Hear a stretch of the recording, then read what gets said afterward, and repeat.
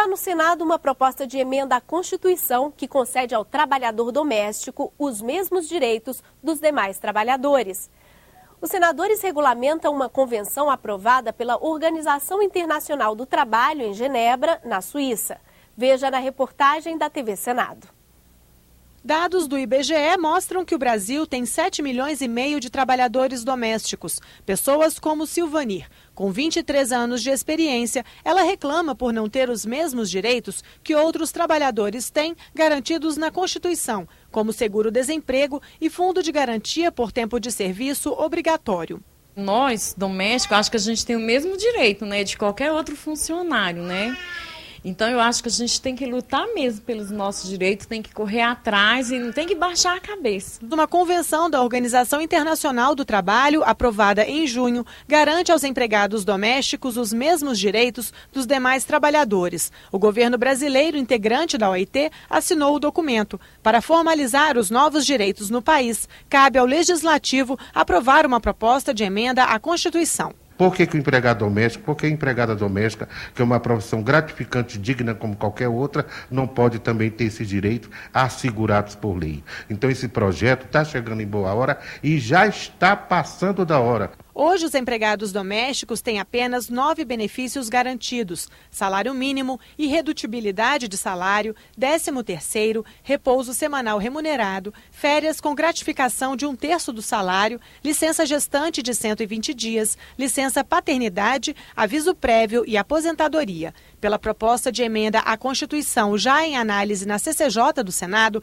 a categoria passa a ter todos os 34 direitos garantidos aos trabalhadores brasileiros, o que inclui jornada de trabalho de 44 horas semanais, recebimento de horas extras, adicional noturno para quem trabalha além das 22 horas e o fundo de garantia, que hoje opcional passará a ser obrigatório. Não dá para pensar que a pessoa vai trabalhar depois de 10 horas da noite sem receber um adicional noturno, que não tem um descanso semanal de 24 horas.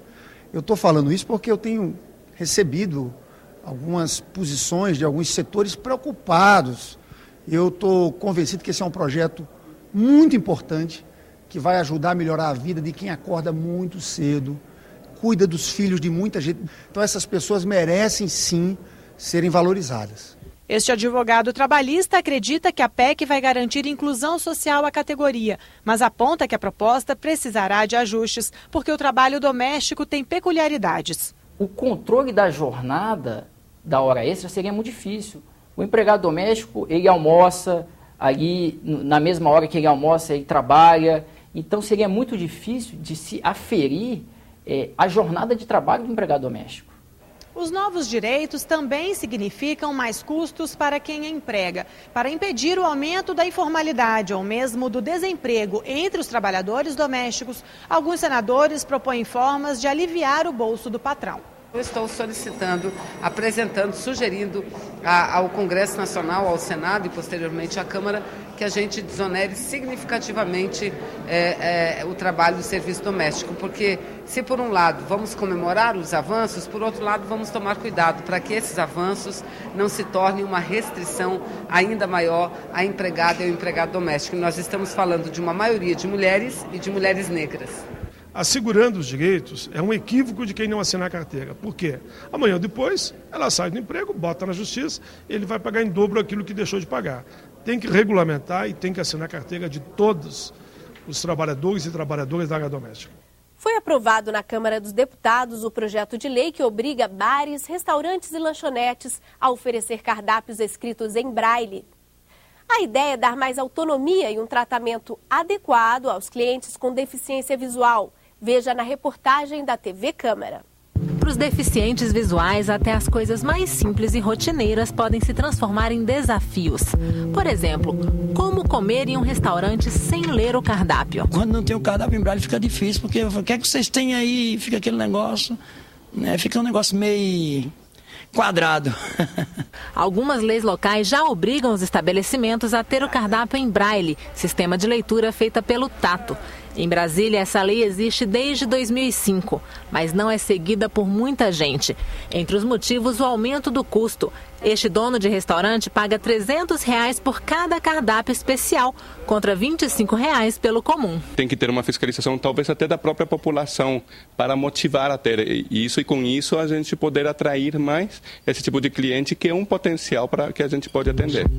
Um projeto aprovado na Câmara determina que em todo o Brasil, restaurantes, bares e lanchonetes devem ter a versão em braille do cardápio. Eu entrei com esse projeto de lei para obrigar que esses serviços tenham pelo menos um exemplar de um cardápio em braille, para que esse grupo social, para esse segmento da população, tenha, pelo menos em relação a isso, alguma possibilidade de conviver com menos dificuldade do que aquilo que eles enfrentam nos dias de hoje. Ele vai poder escolher o seu prato, ele vai poder ver o preço desse alimento que ele vai estar escolhendo. Ele vai ter total independência para poder tomar suas próprias decisões sem depender da opinião dos outros. Tortilhas, chili, chimichangas, chilaquiles, nachos. Se para mim, que consigo ler, às vezes é difícil entender os pratos do cardápio, imagina para o deficiente visual. Daí a importância do menu em braille. Mas atender bem o deficiente visual não significa apenas ter o cardápio em braille dentro do restaurante. Existem tratamentos simples que podem fazer toda a diferença. A partir do momento que o deficiente entra no restaurante, entendeu? As pessoas ali que estão para atendê-lo já tem que ter uma certa noção de como levá-lo até a mesa, como servi-lo, entendeu? E uma das coisas importantes é não deixar o deficiente falar sozinho.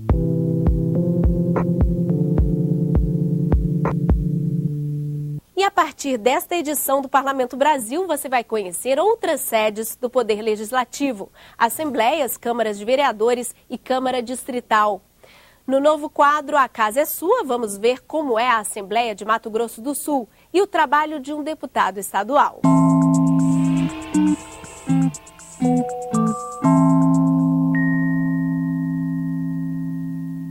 Esse é o Palácio Guaicurus, sede da Assembleia Legislativa de Mato Grosso do Sul. É aqui que os deputados estaduais exercem suas principais funções. O Poder Legislativo do Estado fica localizado no Parque dos Poderes, em Campo Grande. E de segunda a sexta, o local permanece aberto ao público, que pode acompanhar o trabalho dos parlamentares de perto. As principais atividades dos parlamentares acontecem todas terças, quartas e quintas-feiras, a partir das 9 da manhã no plenário da Assembleia Legislativa. São as sessões ordinárias. Durante aproximadamente 3 horas, os deputados se reúnem para apresentação de projetos, discussões e explicações. É no plenário que também são realizadas solenidades, audiências públicas e seminários. Todos os trabalhos plenários são abertos ao público. Cada deputado tem seu espaço individual de trabalho na Assembleia Legislativa. É no gabinete que o parlamentar realiza reuniões, despacha documentos e atende ao público. O parlamento estadual é representado por uma mesa diretora eleita pelos próprios deputados logo no início do mandato. A renovação da mesa é feita a cada 2 anos. É nesta eleição que acontece também a nomeação do presidente da Casa de Leis. Atualmente, o deputado estadual Gerson Domingos é quem preside a mesa diretora na Assembleia Legislativa. Entender o sistema legislativo estadual é entender o verdadeiro sentido da representatividade. Mais que se informar, o fundamental é participar do processo de legislação do seu estado. Afinal, a voz do seu deputado é a sua voz.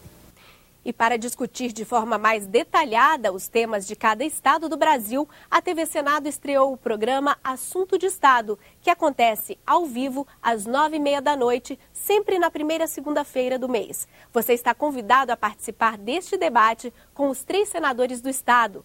Mande suas perguntas por meio do Twitter, @TV Senado, pelo telefone do Serviço Alô Senado, 0800 61 2211, ou ainda pelo formulário de mensagens na internet. Anote aí, www.senado.gov.br/alô-senado, tudo junto. Participe!